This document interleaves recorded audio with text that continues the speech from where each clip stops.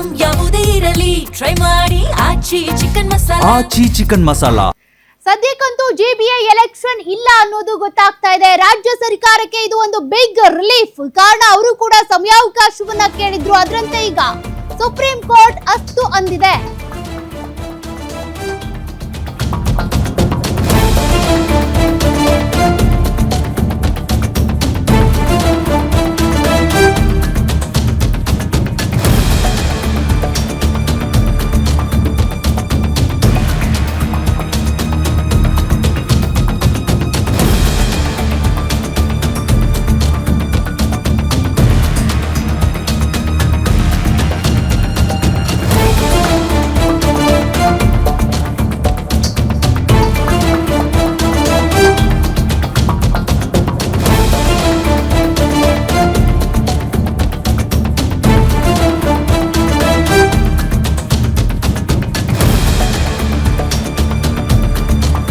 ಸರ್ಕಾರ 3 ತಿಂಗಳ ಕಾಲಾವಕಾಶ ಕೇಳಿತ್ತು, ಆದ್ರೆ ಸುಪ್ರೀಂ ಕೋರ್ಟ್ 2 ತಿಂಗಳು ಕಾಲಾವಕಾಶ ಕೊಟ್ಟಿದೆ. ಆಗಸ್ಟ್ 31ರವರೆಗೆ ಡೆಡ್ ಲೈನ್ ಕೊಟ್ಟಂತ ಸುಪ್ರೀಂ ಕೋರ್ಟ್ ಜೂನ್ 31ರ ಒಳಗೆ ನಡೆಯಲ್ಲ ಜಿಬಿಎ ಎಲೆಕ್ಷನ್, ಜೂನ್ ಒಳಗೆ ಎಲೆಕ್ಷನ್ ನಡೆಸಿ ಅಂತ ಈ ಹಿಂದೆ ಸುಪ್ರೀಂ ಕೋರ್ಟ್ ಹೇಳಿತ್ತು. ಆದ್ರೆ ಚುನಾವಣೆಗೆ ಸಮಯಾವಕಾಶ ಬೇಕು ಅಂತ ಸರ್ಕಾರ ಕೇಳಿತ್ತು. ಸದ್ಯ ಟೆಕ್ನಿಕಲ್ ಗ್ರೌಂಡ್ಸ್ ಮೇಲೆ ಕಾಲಾವಕಾಶ ಕೇಳಿ ಅರ್ಜಿ ಸಲ್ಲಿಸಿದಂತ ಸರ್ಕಾರಕ್ಕೆ ರಿಲೀಫ್ ಸಿಕ್ಕಿದೆ. ಸರ್ಕಾರದ ಮನವಿ ಪುರಸ್ಕರಿಸಿ ಇನ್ನು 2 ತಿಂಗಳ ಕಾಲವನ್ನ ಕೊಡಲಾಗಿದೆ. ಆ ಮೂಲಕ ಇನ್ನು 2 ತಿಂಗಳು ಎಲೆಕ್ಷನ್ಗೆ ಬೇಕಾದ ಸಿದ್ಧತೆಯನ್ನ ಸರ್ಕಾರ ಮಾಡಿಕೊಳ್ಬೇಕಾಗುತ್ತೆ. 2 ತಿಂಗಳು ಅವಕಾಶವನ್ನ ಕೊಟ್ಟಿದೆ ಸುಪ್ರೀಂ ಕೋರ್ಟ್. ಆ ಮೂಲಕ ಜೂನ್ ತಿಂಗಳಲ್ಲೇ ನಡಿಬೇಕು ಚುನಾವಣೆ ಅಂತ ಏನ್ ಹೇಳಿತ್ತು, ಆ ನಿರ್ಧಾರ ಈಗ ಪಕ್ಕಕ್ಕಿಟ್ಟು ಮತ್ತೆ ಇವರ ಅರ್ಜಿಯನ್ನ ಪುರಸ್ಕರಿಸಿ ಮತ್ತೆ 2 ತಿಂಗಳು ಕಾಲಾವಕಾಶವನ್ನ ಕೊಟ್ಟಿದೆ. ಇನ್ನು ಮುಂದೆ ಮತ್ತೆ ಈ ರೀತಿಯಾಗಿ ಪೋಸ್ಟ್ಪೋನ್ ಮಾಡಿ ಅಂತ ಬರೋದಕ್ಕೆ ಹೋಗಬೇಡಿ ಅಂತ ಕೂಡ ಖಡಕ್ ಆಗಿ ವಾರ್ನ್ ಮಾಡಿದೆ ಸುಪ್ರೀಂ ಕೋರ್ಟ್.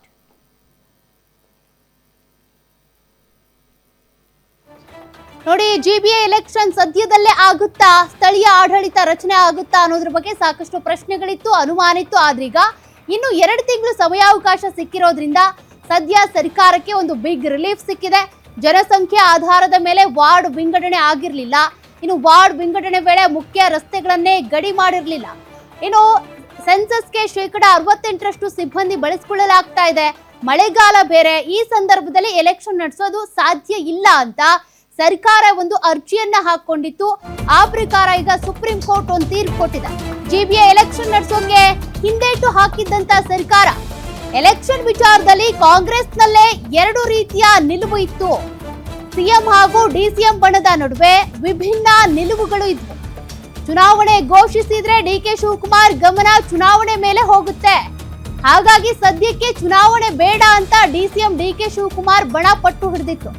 ಕುರ್ಚಿ ಫೈಟ್ಗೆ ತಾತ್ಕಾಲಿಕ ತಡೆ ಹಾಕಬಹುದು ಅನ್ನೋ ಲೆಕ್ಕಾಚಾರ ಸಿದ್ದರಾಮಯ್ಯನವರ ಬಣದ್ದಾಗಿತ್ತು.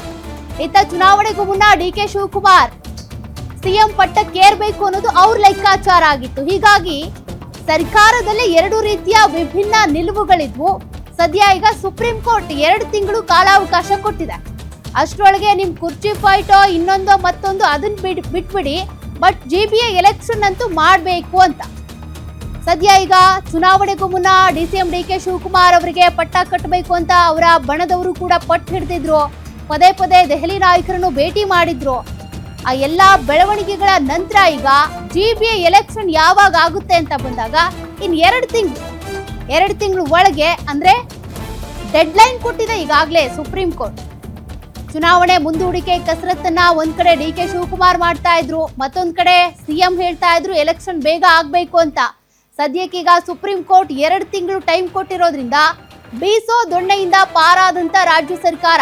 ಇತ್ತ ಡಿಕೆ ಶಿವಕುಮಾರ್ಗೂ ಕೂಡ ಇದು ಬಿಗ್ ರಿಲೀಫ್. ಮತ್ತಷ್ಟು ಡೀಟೇಲ್ಸ್ ಕೊಡ್ತಾರೆ ಪ್ರತಿನಿಧಿ ದುರ್ಗೇಶ್. ಈಗ 2 ತಿಂಗಳ ಕಾಲ ಸಮಯಾವಕಾಶ ಕೊಟ್ಟಿರೋದ್ರಿಂದ ಸರ್ಕಾರಕ್ಕೆ ಒಂದ್ ರೀತಿ ರಿಲೀಫ್ ಅಂತಾನೆ ಹೇಳ್ಬೋದು. ಬಟ್ ಸಿದ್ದರಾಮಯ್ಯನವರ ಬಣಕ್ಕೆ ಅವರಿಗೆ ಯಾವ ರೀತಿ ಎಫೆಕ್ಟ್ ಆಗುತ್ತೆ, ಡಿಕೆ ಶಿವಕುಮಾರ್ ಅವರಿಗೆ ಹೆಂಗ್ ರಿಲೀಫ್ ಅಂತ? ಏಸೋಕ್ಯ ರಾಜ್ಯದ ಸಿಲಿಕಾನ್ ಸಿಟಿ ಬೆಂಗಳೂರಿನ ಈ ಒಂದು ಜಿಬಿಎ ಎಲೆಕ್ಷನ್ ನಡೆಸಬೇಕನ್ನುವಂತಹದೊಂದು ರಾಜ್ಯ ಸರ್ಕಾರಕ್ಕೆ ಪ್ರತಿಷ್ಠೆ ಆಗಿತ್ತು. ಒಂದ್ ಕಡೆ ಸುಪ್ರೀಂ ಕೋರ್ಟ್ ಆದೇಶದಂತೆ ಜೂನ್ ವರೆಗೆ ಈ ಒಂದು ಚುನಾವಣೆ ಆಗ್ಲೇಬೇಕನ್ನುವಂತ ಒಂದು ಆದೇಶ ಇತ್ತು. ಅದಕ್ಕೀಗ ಸದ್ಯಕ್ಕೆ ಒಂದಿಷ್ಟು ರಿಲೀಫ್ ಸಿಕ್ಕಿರುವಂತದ್ದು. ರಾಜ್ಯ ಸರ್ಕಾರ ಬೀಸುವ ದೊಣ್ಣೆಯನ್ನು ತಪ್ಪಿಸಿಕೊಂಡಂತಾಗಿದೆ. CM Siddaramaiah DCM D K Shivakumar ಅವರ ನಡುವೆ ಒಂದು ಪವರ್ ಶೇರಿಂಗ್ ಫೈಟ್ ನಡೀತಾ ಇರುವಂತದ್ದು. ರಾಜ್ಯ ಸರ್ಕಾರಕ್ಕೆ 3 ವರ್ಷ ಆಗಿದೆ. 50-50 ಅಧಿಕಾರ ಹಂಚಿಕೆ ಸೂತ್ರದಲ್ಲಿ ಈಗಾಗಲೇ ಡಿಸಿಎಂ ಡಿ ಕೆ ಶಿವಕುಮಾರ್ ಅವರು ಸಿದ್ದರಾಮಯ್ಯ ಅವರ ಅಧಿಕಾರವನ್ನ ಬಿಟ್ಕೊಡ್ಬೇಕಿತ್ತು. ಆದ್ರೆ ಸಾಕಷ್ಟು ಸಾಲು ಚುನಾವಣೆಗಳು ಹೈಕಮಾಂಡ್ ನಾಯಕರು ಕೂಡ ಪಂಚರಾಜ್ಯ ಚುನಾವಣೆ ಬಿಜಿಯಾಗಿದ್ರು. ಕೇರಳದ ಸಿಎಂ ಗೊಂದಲ ವಿಚಾರ ಕೂಡ ಇತ್ತು. ಹೀಗಾಗಿ ಡಿಸಿಎಂ ಡಿ ಕೆ ಶಿವಕುಮಾರ್ ಈ ಒಂದು ಸಂದರ್ಭದಲ್ಲಿ ಜಿಬಿಎ ಚುನಾವಣೆ ಆದ್ರೆ ನನಗೆ ಅವಕಾಶ ತಪ್ಪತ್ತೆ ಅನ್ನೋ ನಿಟ್ಟಿನಲ್ಲಿ ಒಂದಿಷ್ಟು ಲೆಕ್ಕಾಚಾರದಲ್ಲಿ ಏನು ಜಿಬಿಎ ಚುನಾವಣೆಯನ್ನ ಮುಂದೂಡಿಕೆ ಮಾಡಬೇಕು ಅಂತ ಒಂದು ಕಸರತ್ತನ್ನ ಮಾಡ್ತಿದ್ರು. ಸಿಎಂ ಸಿದ್ದರಾಮಯ್ಯ ಅವರು ಈ ಒಂದು ಚುನಾವಣೆ ಆದ್ರೆ ನನಗೆ ರಿಲೀಫ್ ಸಿಗತ್ತೆ ಅನ್ನುವಂತ ಲೆಕ್ಕಾಚಾರದಲ್ಲಿದ್ರು. ಆದ್ರೆ ಏನು ಚುನಾವಣೆ ಮುಂದೂಡಿಕೆ ಆಗ್ಬೇಕನ್ನೋ ನಿಟ್ಟಿನಲ್ಲಿ ಸುಪ್ರೀಂ ಕೋರ್ಟ್ಗೆ ರಾಜ್ಯ ಸರ್ಕಾರ ಅರ್ಜಿ ಸಲ್ಲಿಸಿತ್ತು. ಅದರಲ್ಲೂ ಕೂಡ ಬೆಂಗಳೂರು ಉಸ್ತುವಾರಿ ಇರುವಂತಹ ಡಿಸಿಎಂ ಡಿ ಕೆ ಶಿವಕುಮಾರ್ ಅವರ ಒಂದು ನಿರ್ದೇಶನದ ಮೇರೆಗೆ ಈಗ ಜಿಬಿಎ ಚುನಾವಣೆಯ ಸುಪ್ರೀಂ ಕೋರ್ಟ್ ಮೆಟ್ಟಿಲಿರುವ ಸುಪ್ರೀಂ ಕೋರ್ಟ್ ಸದ್ಯಕ್ಕೆ 2 ತಿಂಗಳ ಅವಕಾಶವನ್ನು ನೀಡಿರುವಂತದ್ದು. ಆಗಸ್ಟ್ ಒಳಗೆ ಚುನಾವಣೆಯನ್ನ ಮಾಡಬೇಕು ಅನ್ನೋ ನಿಟ್ಟಿನಲ್ಲಿ ಒಂದಿಷ್ಟು ಅವಕಾಶವನ್ನ ಮಾಡಿಕೊಟ್ಟಿದೆ.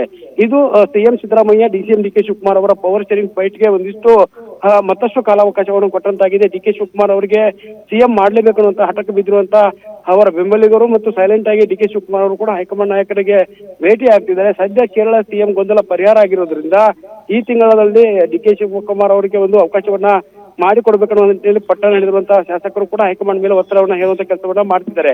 ಈಗ ಜಿಬಿಎ ಚುನಾವಣೆಯ ಒಂದು ಜವಾಬ್ದಾರಿ ಅವ್ರ ಮೇಲೆ ಬೀಳ್ತಾ ಇತ್ತು. ಹೀಗಾಗಿ ಸಿಎಂ ಬೇಡಿಕೆಯನ್ನ ಹೈಕಮಾಂಡ್ ಈಡೇರಿಸ್ತಾರ ಇಲ್ಲೋ ಅನ್ನೋದಂತ ಗೊಂದಲ ಇತ್ತು. ಈಗ ಸುಪ್ರೀಂ ಕೋರ್ಟ್ ಜಿಬಿಎ ಚುನಾವಣೆಯನ್ನ ಮುಂದೂಡಿಕೆ ಮಾಡಿರೋದ್ರಿಂದ ಮತ್ತೆ 2 ತಿಂಗಳ ಕಾಲ ಅವಕಾಶ ಸಿಕ್ಕಿರೋದ್ರಿಂದ ಡಿ ಕೆ ಶಿವಕುಮಾರ್ ಅವರು ತಮ್ಮ ಒಂದು ಪಟ್ಟಣ ಬಿಗಿ ಮಾಡಬಹುದು. ಹೈಕಮಾಂಡ್ ಮೇಲೆ ಒತ್ತಡವನ್ನು ಹೇರಿ ಏನು ಜಿಬಿಎ ಚುನಾವಣೆಗೂ ಮುನ್ನವೇ ಸಿಎಂ ಮಾಡಿರುವಂತ ಒತ್ತಡವನ್ನು ಹೇರುವಂತ ಕೆಲಸವನ್ನು ಮಾಡಬಹುದು. ಇತ್ತ ಸಿಎಂ ಸಿದ್ದರಾಮಯ್ಯ ಅವರು ಕೂಡ ಅಧಿಕಾರವನ್ನು ಬಿಟ್ಟುಕೊಡ್ತಾರೆ ಅನ್ನುವಂತ ಲೆಕ್ಕಾಚಾರ ಇದೆ.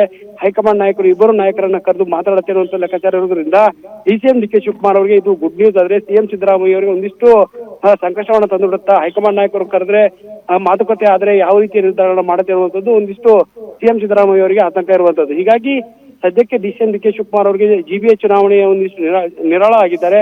ಈ ಒಂದು ಚುನಾವಣೆಯ ಸಂದರ್ಭದಲ್ಲಿ ಹೈಕಮಾಂಡ್ ನಾಯಕರು ಇದರ ನಡುವೆ ಒಂದು ಮಾತುಕತೆಯನ್ನು ಮಾಡಿ ಏನಾದ್ರು ಸಿಎಂ ಅಧಿಕಾರ ಹಂಚಿಕೆ ವಿಚಾರವನ್ನು ಫೈನಲ್ ಮಾಡ್ತಾರೆ ಅನ್ನುವಂಥದ್ದು ಕುತೂಹಲ ಮೂಡುತ್ತಿರುವಂತದ್ದು. ಸೌಖ್ಯ. ಓಕೆ, ಥ್ಯಾಂಕ್ ಯು ದುರ್ಗೇಶ್ ಮಾಹಿತಿಗೆ.